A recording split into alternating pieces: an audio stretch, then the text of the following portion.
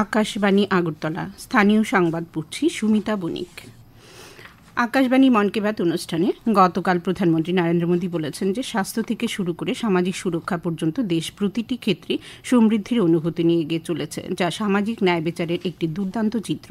তিনি বলেন, বর্তমানে ভারতের বেশিরভাগ জনগণ কোনো না কোনো সামাজিক সুরক্ষার সুবিধা গ্রহণ করছেন। তিনি আন্তর্জাতিক শ্রম সংস্থার প্রতিবেদনের পরিসংখ্যান উল্লেখ করে জানান যে ভারতের জনসংখ্যার 64%-এরও বেশি এখন নিশ্চিতভাবেই কোনো না কোনো সামাজিক সুরক্ষা সুবিধা পাচ্ছেন। প্রধানমন্ত্রী বলেন, 2015 সাল পর্যন্ত দেশের 25 কোটিরও কম মানুষের কাছে সরকারি প্রকল্প পৌঁছাত। শ্রী মোদী উল্লেখ করেন যে এই সাফল্য আত্মবিশ্বাস জাগিয়ে তুলেছে যে আগামী সময় আরও ভালো হবে এবং ভারত প্রতিটি পদক্ষেপে আরও শক্তিশালী হয়ে উঠবে। প্রধানমন্ত্রী বিশ্ব স্বাস্থ্য সংস্থা কর্তৃক ভারতকে ট্র্যাকোমা মুক্ত ঘোষণা করার উল্লেখ করেন। শ্রী মোদী বলেন, স্বচ্ছ ভারত অভিযান এটি নির্মূল করতে সাহায্য করেছে এবং জলজীবন মিশনও এই সাফল্যে অনেক অবদান রেখেছে।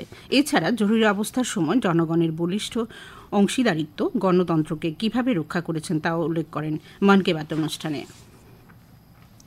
মুখ্যমন্ত্রী অধ্যাপক ডাক্তার মানিক সাহা বলেন, 2025 সালের 1 জানুয়ারি থেকে জুন মাস পর্যন্ত রাজ্যে মোট 674 কোটি টাকার বিভিন্ন প্রকল্পের শিলান্যাস হয়েছে। গতকাল আমবাসার ধলাই জেলার গঙ্গানগরে 27টি প্রকল্পের উদ্বোধন এবং 5টি প্রকল্পের ভিত্তি প্রতিস্থাপন অনুষ্ঠানে তিনি এই কথা বলেন। মুখ্যমন্ত্রী বলেন, রাজ্য সরকার স্বাস্থ্য, শিক্ষা থেকে শুরু করে প্রতিটি স্তরে নতুন নতুন প্রকল্পের মাধ্যমে আধুনিকীকরণের সিদ্ধান্ত নিয়েছে।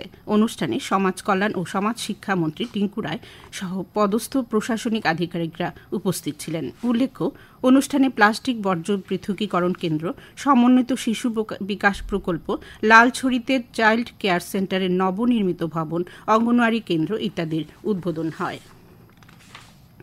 লোকসভার অধ্যক্ষ ওম বিড়লা আজ ধর্মশালার তপোবনে কমনওয়েলথ পার্লামেন্টারি অ্যাসোসিয়েশনের জোন 2 বার্ষিক সম্মেলনে উদ্বোধন করবেন।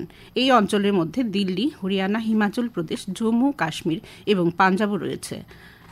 গণতান্ত্রিক প্রতিষ্ঠানগুলিকে শক্তিশালী করতে গুরুত্বপূর্ণ মঞ্চ হিসেবে কাজ করার লক্ষ্যে এই সম্মেলনে আয়োজন করা হচ্ছে। এবারের সম্মেলনে ভাবনা হচ্ছে ডিজিটাল যুগে সুপ্রশাসন, সম্পদের ব্যবস্থাপনা, গণতন্ত্র সুরক্ষিতকরণ এবং উদ্ভাবন গ্রহণ। উল্লেখ্য, এই সংগঠন গোটা বিশ্বে সংসদীয় গণতন্ত্রকে শক্তিশালী করতে সাংসদদের এক জায়গায় নিয়ে আসার জন্য সক্রিয়। ভূমিধসের কারণে এক সপ্তাহ ব্যাহত থাকার পর আজ দক্ষিণ আসাম, ত্রিপুরা, মণিপুর, মিজোরাম এবং গুয়াহাটি হয়ে দেশের বাকি অংশের মধ্যে ট্রেন পরিষেবা পুরোপুরি চালু হওয়ার সম্ভাবনা রয়েছে। অবশ্য গতকালই আংশিকভাবে ট্রেন পরিষেবা পুনরায় চালু হয়েছে। উত্তর পূর্ব সীমান্ত রেলওয়ের প্রধান জনসংযোগ কর্মকর্তা কাপিঞ্জল কিশোর শর্মা জানিয়েছেন যে ক্ষতিগ্রস্ত রেলপথ পুনরায় চালু হওয়ার পর প্রথম পণ্যবাহী ট্রেন এবং প্রথম যাত্রীবাহী ট্রেন কাঞ্চনজঙ্ঘা এক্সপ্রেস ভূমিধসে ক্ষতিগ্রস্ত স্থান জাটিঙ্গা লামপুর অতিক্রম করে। এছাড়াও গুয়াহাটিতে আটকে থাকা নির্ধারিত একটি POL ওয়াগন উত্তর ত্রিপুরার ধর্মনগরে পাঠানোর কথাও জানান তিনি। সড়ক দুর্ঘটনা আহত ব্যক্তিকে প্রাথমিক জীবনদায়ী সহায়তা প্রদানের জন্য আজ 16টি অ্যাম্বুলেন্স চালু করবে পরিবহন দপ্তর। গতকাল দপ্তরের কমিশনার সুব্রত চৌধুরী জানান, অ্যাম্বুলেন্সগুলি আহত ব্যক্তিকে চিকিৎসার জন্য কাছাকাছি হাসপাতালে নিয়ে যাবে। এছাড়া যানবাহনের অবস্থান ট্র্যাকিং ও পর্যবেক্ষণ পদ্ধতিরও উদ্বোধন করা হবে। তিনি আরও জানান, আজ সকালে স্বামী বিবেকানন্দ ময়দানে অ্যাম্বুলেন্সগুলির উদ্বোধন করবেন মুখ্যমন্ত্রী অধ্যাপক ডাক্তার মানিক সাহা। অনুষ্ঠানে থাকবেন পরিবহন মন্ত্রী সুশান্ত চৌধুরী, আগরতলা পুর নিগমের মেয়র দীপক মজুমদার, পুলিশের মহানির্দেশক অনুরাগ, পরিবহন দপ্তরের সচিব UK চাকমা প্রমুখ। আগরতলার মুক্তধারা অডিটোরিয়ামে আজ প্রদেশ বিজেপি মহিলা মোর্চার উদ্যোগে মক পার্লামেন্ট অনুষ্ঠিত হবে। উপস্থিত থাকবেন মুখ্যমন্ত্রী অধ্যাপক ডাক্তার মানিক সাহা, প্রদেশ বিজেপি সভাপতি রাজীব ভট্টাচার্য সহ অন্যান্যরা। গতকাল প্রদেশ বিজেপি কার্যালয়ে আয়োজিত এক সাংবাদিক সম্মেলনে এই কথা জানান প্রদেশ বিজেপি মহিলা মোর্চার রাজ্য সভানেত্রী মিমি মজুমদার। দক্ষিণ পশ্চিম মৌসুমী বায়ু রাজস্থান এবং পশ্চিম উত্তরপ্রদেশ এবং হরিয়ানার অবশিষ্ট অংশ এবং সমগ্র দিল্লিতে গতকাল প্রবেশ করেছে। ভারতীয় আবহাওয়া বিভাগ জানিয়েছে যে স্বাভাবিক সময়ের 9 দিন আগেই সারা দেশে মৌসুমী বায়ু প্রবেশ করেছে।